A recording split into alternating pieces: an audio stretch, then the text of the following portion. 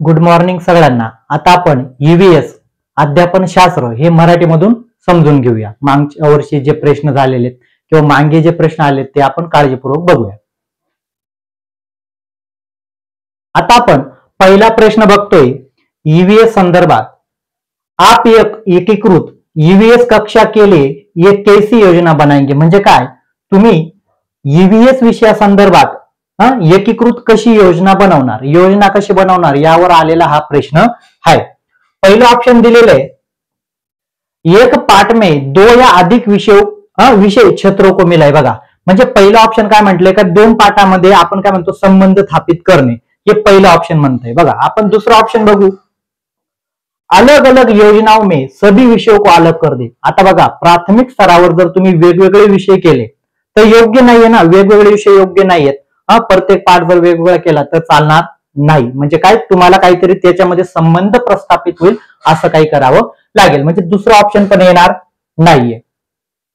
त्याच्यानंतर तिसरं ऑप्शन काय म्हणताय बघा, विज्ञान और सामाजिक विज्ञान के लिए अलग अध्यापकों का प्रबंध करे. म्हणजे काय, विज्ञान आणि सामाजिक विज्ञान याच्यासाठी वेगळ्या शिक्षकाची नेमणूक करा. पण सगळ्यात महत्वाचं, जर तुम्ही प्राध्यापक वेगळा शिक्षक जरी त्याच्यासाठी पण काय होईल, जर तो जर एकमेकाशी संबंध लावून शिकवत नसेल तो पण शिक्षक योग्य आहे का. फक्त तुम्ही स्पेशल त्या विषयाचा शिक्षक चालणार नाही, तर त्याने काय केलं पाहिजे, वेगवेगळ्या विषय जे आहेत त्याच्यामध्ये संबंध प्रस्थापित केले पाहिजे. तिसरं ऑप्शन पण एवढं बेस्ट नाहीये. चौथं ऑप्शन काय म्हटलंय, पर्यावरण विज्ञान केले अलग अध्यापक का.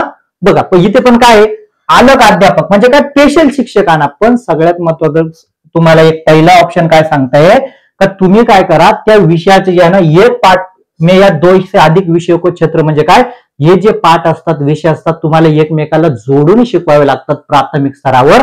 ती काय, ती योजना सगळ्यात सक्सेस असेल, एकीकृत असेल. म्हणजे काय, जेवढे विद्यार्थ्यांना तुम्ही एकत्र करून शिकवणार पाठ, पण या पाठाचा संबंध दुसऱ्या पाठाशी, त्यामुळे ते लवकर लक्षात असतं. म्हणून एक ऑप्शन काय सगळ्यात बेस्ट ऑप्शन आहे. दुसरा प्रश्न बघूया आपण. दुसरा प्रश्न, जेवढं तुम्ही काळजीपूर्वक समजून घेणार तेवढाच तुम्हाला फायदा होईल. इथे पाठांतर चालत नाही.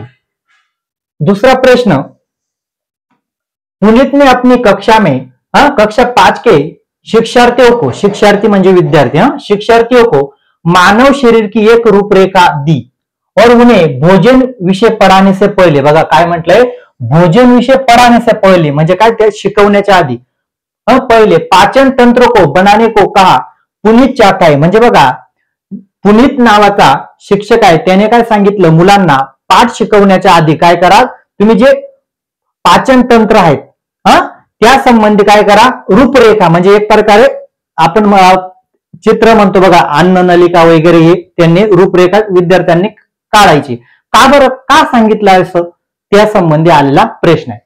पहिलं ऑप्शन दिलेले, परीक्षण करना की शिक्षार्थी नामांकित व आरेख बना सके. म्हणजे काय, परीक्षण याचा उद्देश हा आहे का, विद्यार्थ्यांनी काय केलं पाहिजे, तो आरेख म्हणजे काय, त्या संदर्भी आपली आकृती काढली पाहिजे, असा काही उद्देश आहे का, तर अजिबात नाही. दुसरा ऑप्शन काय म्हटलंय, पाचन से संबंधित शिक्षार्थी म्हणजे विद्यार्थियों के विचार को प्राप्त करना. म्हणजे नेमके विद्यार्थ्यांना जे पाचन तंत्र या संबंधित त्यांचे विचार काय आहेत, मग त्यांच्या परीनुसार ते काय करतील, ते पाचन तंत्र आरेख करतील. दुसरा ऑप्शन थोडा बेस्ट म्हणतंय, पण आपल्याला तिसरा ऑप्शन पण बघावं लागेल. अच्छे ड्रॉइंग कौशल्य वाले शिक्षार्थियों की पहचान करना. म्हणजे इथे काय चित्रकलेचा क्लास चालू आहे का, अजिबात नाही. चित्रकले संबंधी आहे का, नाही बाबा, जो चांगलं बनवेल ना पाचन तंत्रे संबंधी त्याला आपण पहचान, म्हणजे त्या विद्यार्थ्यांना आपण म्हणू खूप चांगलं बनवलं, असं अजिबात नाहीये. चौथा ऑप्शन काय म्हटलंय, पाचन की प्रक्रिया पर शिक्षार्थियों का मूल्यांकन करना. म्हणजे त्या विद्यार्थ्यांनी ते चित्र काढलं बा पाचन तंत्र संबंधित, त्याच्यानुसार तुम्ही समजणार किती विद्यार्थी ज्ञानी आहेत, तर अजिबात नाही. तेच का कशासाठी सांगितलंय का, पाठ शिकण्याचे पहिले जे भोजन थीम आहे ते शिकवण्याच्या आधी काय करायचंय, विद्यार्थ्यांना त्यांच्या विचार काय त्या संबंधित जाणून घ्यायचे. म्हणजे काय, विद्यार्थ्यांचे पाचनच्या संबंधी विचार त्यांना कळणार, मग मी शिकवायला सुरुवात करतो, अशा प्रकारे ते योजना बनवलेली आहे.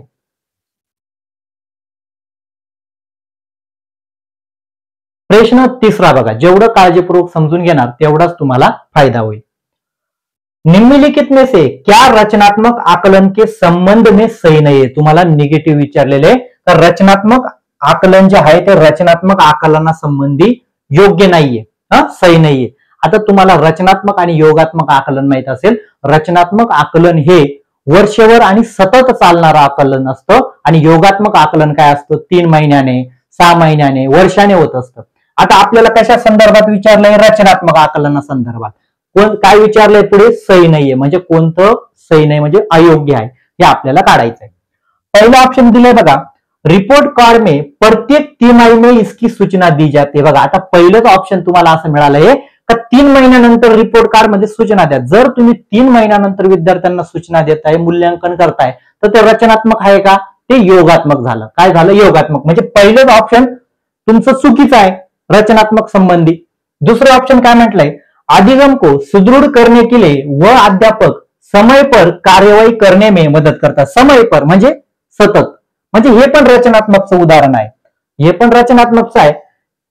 इसको छात्रों की प्रगति की निगरानी करती, म्हणजे काय? विद्यार्थी कसे शिकत आहे हे आपण रचनात्मक मध्ये. पण योगात्मक मध्ये शेवट जर मूल्यमापन करणार तर विद्यार्थ्यांच्या चुका काय झाल्या लक्षात येतील का? लवकर अजिबात नाही. पण इथे दुसरं पण काय आहे? इसकी छात्रों की प्रगती, म्हणजे विद्यार्थी कुठे चुकते हे आपण रचनात्मक मध्ये सहज ओळखू शकतो. हे पण. आणि चौथा ऑप्शन काय म्हटलंय?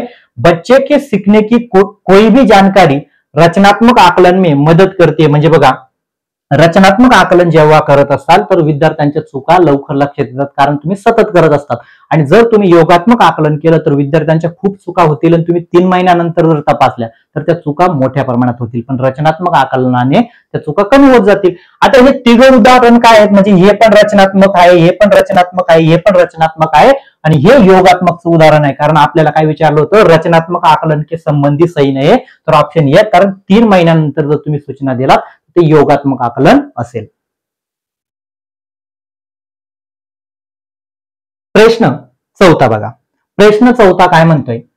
स्मिता आपने शिक्षार्थी म्हणजे विद्यार्थी लक्षात घ्यायचा, खूप विद्यार्थ्यांचा गोंधळ होतोय. स्मिता आपने शिक्षार्थियों को कार्य से संबंधी लैंगिक विषमता, म्हणजे कामकाजा संबंधी जी लैंगिक विषमता आहे, लैंगिक विषमता और रूढीवादी छवियों के प्रति, रूढीवादी म्हणजे काय? मुलीने हे करावं किंवा मुलाने ते करावं, याला रूढीवादी छविया म्हणतात. प्रति संवेदनशील करना चाहते स्मिता को निम्नलिखित में से अपनी कक्षा में क्या करना चाहिए. म्हणजे काय? रूढीवादी सोच, मुलीने हेच काम केलं पाहिजे, मुलांनी तेच केलं पाहिजे, असा आपल्याकडे रूढीवाद आहे. बरोबर आहे काय?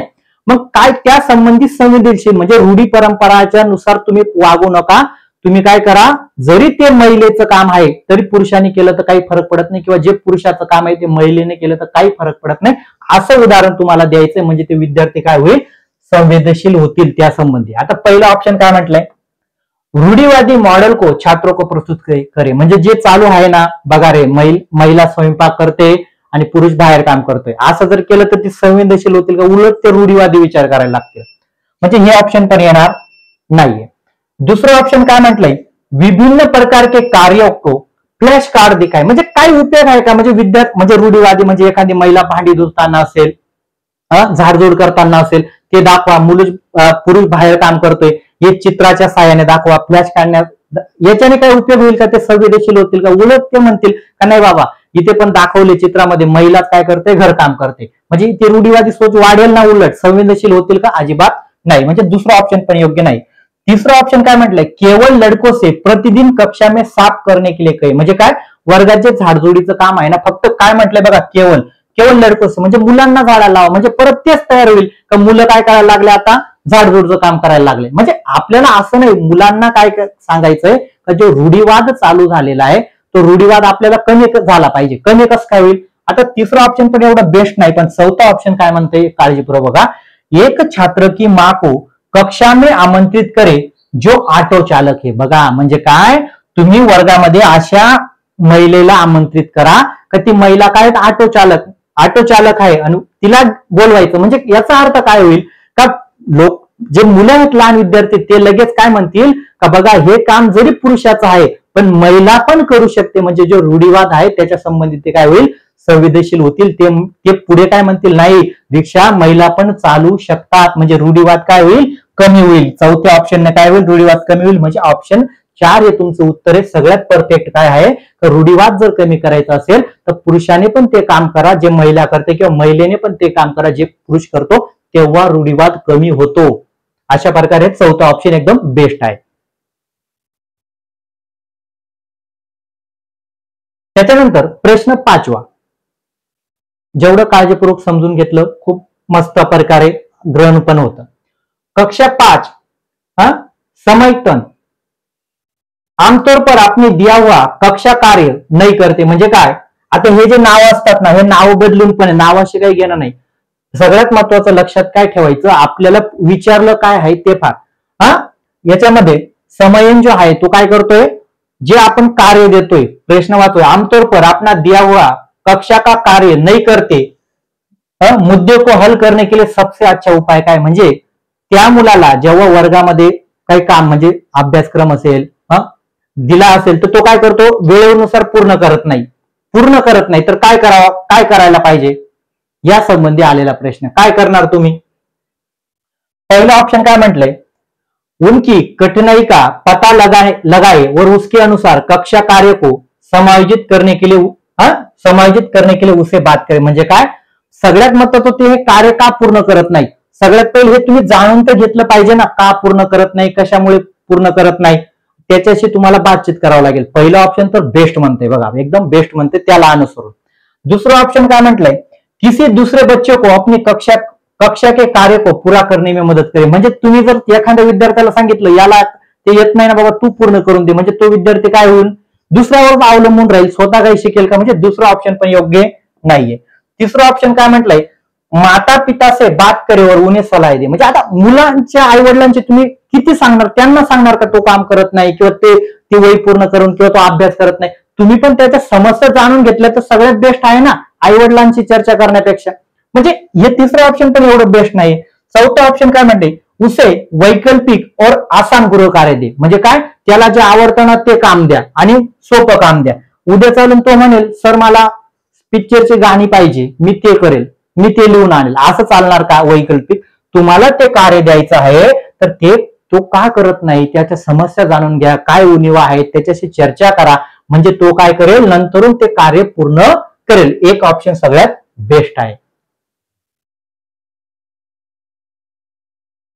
प्रश्न 6वा, ईवीएस की एकीकृत प्रकृती सहाय्यक आहे. ईव्हीएस की एकीकृत प्रकृती सहाय्यक आहे. आता काय सहाय्यक आहे आपण बघूया. पहिलं ऑप्शन तुम्हाला दिले, जेवढं ऑप्शन काळजीपूर्वक समजून घेता येतात तेवढे काळजीपूर्वक समजून घ्या.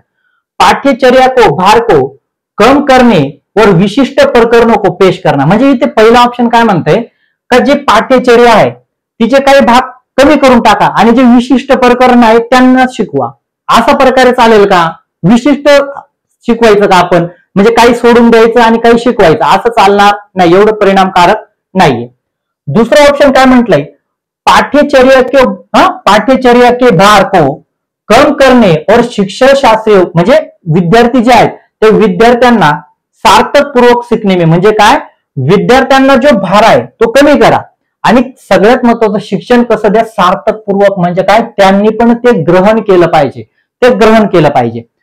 तिसरं ऑप्शन काय म्हटलं बघा, विद्यार्थी केंद्रित उपागम का पालन करने और संकल्पनाओं को अधिक संख्या का परिचय देने में. आता विद्यार्थी केंद्रित तुम्ही पालन का, आता काहींचं इथे लक्ष देईल का विद्यार्थी केंद्रित पालन चालू आहे, पण इथे काय म्हटलंय, संकल्पनाओं को अधिक संख्या का परिचय देणे. म्हणजे अधिक पाठ शिकून महत्व नाही ना. जर सार्थक पूर्वक विद्यार्थ्यांना ते ग्रहण होत नसेल तर तुम्ही किती पाठ शिकवले याला महत्व आहे का, तुम्ही 10 शिकवले किंवा 15 शिकवले याला किंमत नाहीये. सगळ्यात महत्वाचं काय, तुम्ही सार्थक पूर्वक जे शिकवलंय ना तो भार कमी करा आणि त्यांना सार्थक पूर्वक शिकवा. सार्थक पूर्वक म्हणजे त्यांना ते आपण म्हणतो ना ग्रहण पण झालं पाहिजे. पण इथे काय म्हटलं, अधिक संख्या, फक्त तुम्ही पाठांची संख्या वाढून किंवा एका दिवसात 4-4 टॉपिक शिकून फायदा होणार नाही. म्हणजे तिसरं ऑप्शन पण आहे का योग्य, तर अजिबात नाही. आणि चौथं ऑप्शन काय म्हटलंय, दी गई सूचनाओं और विवरणों में सीखने में. म्हणजे काय, ज्या सूचना दिल्या त्या विवरणों में सीखने में. आता सगळ्यात बेस्ट जर बघितलं तर ऑप्शन 2 काय सांगतंय, का त्याचा भार तुम्ही कमी करा आणि विद्यार्थ्यांना ते सार्थक पूर्वक शिकणे में, म्हणजे त्यांना ते ग्रहण झालं पाहिजे, असं दुसरं ऑप्शन बेस्ट म्हणतंय. म्हणजे सार्थक पूर्वक हा शब्द काय करतोय, सगळे ऑप्शन पेक्षा सार्थकपूर्वक हा जे शब्द आलेला आहे, म्हणजे ग्रहण करण्यासाठी विद्यार्थ्यांना तसंच द्या की जे विद्यार्थी ग्रहण करू शकतील. त्याच्यानंतर हा टॉपिकवर आलेला प्रश्न आहे, म्हणजे विद्यार्थी आता खूप विद्यार्थी काय करतात, अध्यापनशास्त्र आता तसं राहिलं नाही. आता जे टॉपिक अभ्यासतील टॉपिक मधूनच तुम्हाला प्रश्न तयार होतात. आता अल-बेरुनी या संबंधी आलेला प्रश्न आहे. प्रश्न काय म्हणतोय, अल-बेरुनी के अवलोकन के आधार पर कक्षा 5 के ईवीएस के पाठ्य पुस्तक में एक अनुच्छेद है, म्हणजे 5वीचं जे पुस्तक आहे एनसीईआरटीचं, अल-बेरुनी संबंधी तुम्हाला एक परिच्छेद आलेला आहे. इस अनुच्छेद को शामिल करने का क्या उद्देश है, म्हणजे 5वीच्या पुस्तकामध्ये अल-बेरुनी आहे त्याने जे अवलोकन केलं ते का समाविष्ट केलं हे तुम्हाला विचारलेलं आहे. पहिलं ऑप्शन काय म्हटलंय बघा, ये इतिहास के स्रोतों की पहचान करने में और शिक्षण शास्त्रियों की मदत करता है, म्हणजे काय, या अल-बेरुनी भारतामध्ये पाणी कसं साठवलं जातं, पाण्याच्या पद्धती कशा आहेत या संबंधी इतिहासासंबंधी मांडणी केलेली, बरोबर आहे का. म्हणजे हे पण ऑप्शन चांगलं आहे, कारण इतिहासाचे जे स्रोत आहेत ना ते माहिती त्याच्या ग्रंथामधून मिळू शकते. दुसरं ऑप्शन काय म्हणतंय, ये शिक्षार्थियों को उनकी अवलोकन की रिकॉर्डिंग में सुधारणा करने में मदत करता है. आता बघा दुसरं ऑप्शन काय म्हणतंय, उनकी अवलोकन म्हणजे जे अल-बेरुनीचे अवलोकन केलं, जे निरीक्षण केलं ते विद्यार्थी सुधारतील. कसं काय सुधारतील, विद्यार्थी प्राथमिक आहे म्हणजे विद्यार्थ्यांचे वय किती आहे ते जे रेकॉर्ड आहे, समजा अल-बेरुनी काही निरीक्षण असेल ते सुधारणे में कसं काय मदत करेगा, प्राथमिक स्तरावर हे चालेल का, ते विद्यार्थी सुधारू शकतात का रेकॉर्ड, त्यांना कळेल का या अल-बेरुनी चुकीचं केलेले ते रेकॉर्ड सुधारू शकत नाही. म्हणजे बी ऑप्शन तर एवढं परिणामकारक नाही, याच्यासाठी तर समाविष्ट केलं नाही का विद्यार्थ्यांनी ते रेकॉर्ड सुधारायला पाहिजे. सी ऑप्शन काय म्हटले, ये शिक्षार्थियों को कुछ हजारों साल पहले भारत में मौजूद तकनीक की सराहना करने में मदत करता है, म्हणजे 1000 वर्षापूर्वी भारतामध्ये कशा प्रकारे तकनीक होत्या, योजना होत्या या संबंधी माहिती तर नक्की मिळेल असा उद्देश असू शकतो. आहे का नाही, बरोबर आहे का नाही. आणि डी ऑप्शन काय म्हटले, ये शिक्षार्थियों को इतिहास में साध्य की भूमिका की सराहना करने में मदत करता है, म्हणजे इतिहासामध्ये जे अवलोकन केलं त्या अवलोकनासंबंधी आपल्याला माहिती इतिहासाची कशी चांगल्या प्रकारे मिळते, हे पण ऑप्शन चांगलं आहे, कारण काय त्याच्यासाठी समाविष्ट केलेलं आहे. पण या ऑप्शन बी साठी कधी समाविष्ट केलं नाही का विद्यार्थ्यांनी काय केलं पाहिजे, ते रेकॉर्ड सुधारलं पाहिजे, यासाठी समाविष्ट केलं नाही. म्हणजे आपल्याला काय मिळालेलं आहे, आपलं फक्त बी बरोबर येणार नाही, म्हणजे इथे बघा बी आलेलं आहे, येणार नाही, म्हणून आपल्याला 3 ऑप्शन ए सी डी हे 3 ऑप्शन बेस्ट मिळाले. कारण का, ते अल-बेरुनीचा जो पाठ्यक्रम आहे तो अनुच्छेद आहे का समाविष्ट केलाय, तर या बाबींसाठी. एवढं काळजीपूर्वक समजून घ्यायचं. आता प्रश्न 8वा, जेवढं काळजीपूर्वक आणि स्पष्टीकरण थोडं बघत झाला, काही विद्यार्थ्यांना फक्त उत्तर हवं असतं, उत्तराला महत्व नाहीये. प्रश्न 8, अपनी कक्षा में 50 से अधिक छात्रों के साथ वाणी होणे, बघा म्हणजे आपल्या वर्गामध्ये 50 पेक्षा अधिक विद्यार्थी, असा पुढे प्रश्न बघूया. साथ वाणी होणे एक ऐसी गतिविधियां में जोड़ना चाहती है, जिसमें सीखने को बढ़ाने के लिए अधिकतम संख्या में इंद्रिय शामिल हो, म्हणजे काय, विद्यार्थी 50 से अधिक विद्यार्थी आहेत, पण काय उद्देश काय आहे का विद्यार्थ्यांचे जे ज्ञानेंद्रिय ते अधिक म्हणजे काय अधिक जागरूक झाले पाहिजे किंवा ते कामी आले पाहिजे. निम्नलिखित में से कौन सा क्रियाकलाप उपरोक्त कार्य के लिए ठीक होगा, म्हणजे काय, संख्या काय, अधिकतम संख्या में इंद्रिया शामिल हो, म्हणजे काय, जे आपले इंद्रिय आहेत ते जास्त असं का कार्य देणार आहे शिक्षिका, तर ते कार्यामध्ये विद्यार्थ्यांचं जास्त ज्ञानेंद्रियाचा काय होईल, उपयोग होईल. आता पहिला ऑप्शन काय म्हटलंय, कौशल्यों का प्रदर्शन करने के लिए समुदाय के संदर्भ में व्यक्तियों को आमंत्रित करे. आता तुम्ही व्यक्ती आमंत्रित केल्यानंतर काय होईल, विद्यार्थी म्हणजे एक तर डोळ्याने बघतील किंवा ऐकतील, या दोघांपलीकडे जास्त ज्ञानेंद्रिय ऍक्टिव्हेट होतील का, अजिबात होणार नाही. दुसरा ऑप्शन काय म्हटले, समूह चर्चा को प्रोत्साहित करणं. आता समूह चर्चा म्हणजे काय, ते बघतील ऐकतील, बरोबर आहे की नाही, म्हणजे एवढे ज्ञानेंद्रिय ऍक्टिव्हेट होतील, म्हणजे 2 होतील, आपण असं समजू 2 ज्ञानेंद्रिय काय होईल इथे शामिल होतील. आता तिसरा ऑप्शन काय म्हटले, उचित ये भी साधन के लिए स्मार्ट कक्षा का उपयोग करे, म्हणजे काय, आपण समजा स्मार्ट कक्षा, डिजिटल बोर्ड असेल, वेगवेगळे संदर्भ त्यांना दिले, म्हणजे काय अवलोकन करतील, ते बघतील, बरोबर आहे काय. पण आपल्याला बेस्ट काय सांगितले का जास्तीत जास्त ज्ञानेंद्रिय काय पाहिजे ते शामिल झाले पाहिजे. आता चौथा ऑप्शन काय म्हटलंय, नजदीक के स्थान के लिए क्षेत्र भ्रमण का आयोजन करना, म्हणजे काय जे आपल्या जवळचा जे क्षेत्र भ्रमण आपण म्हणतो ना, एखादं गार्डन असेल त्यात तिथे काय करा क्षेत्र भ्रमण. आता हे क्षेत्र भ्रमणाने काय होईल, विद्यार्थी बघतील, पण एखादं झाड असेल त्याला स्पर्श पण करू शकतील, आपण म्हणतो एखादं फुल असेल त्याचा गंध पण घेऊ शकतील. म्हणजे काय होईल, सगळ्यात जास्त ज्ञानेंद्रिय कुठे शामिल होतील, तर ऑप्शन 4 मध्ये शामिल होतील ना, बरोबर आहे का नाही. निरीक्षण करायची संधी मिळेल, स्पर्श करण्याची संधी मिळेल, वेगवेगळे म्हणजे आपण गंध असेल ते फुलाचा एखादा गंध असेल ते घेऊ शकतील. म्हणजे सगळ्यात जास्त ज्ञानेंद्रिय कुठे शामिल असतील, तर ऑप्शन 4 मध्ये. बघा तुम्ही पण विचार करून बघा, म्हणजे कशा प्रकारे प्रश्न समजून घ्यावा लागतो.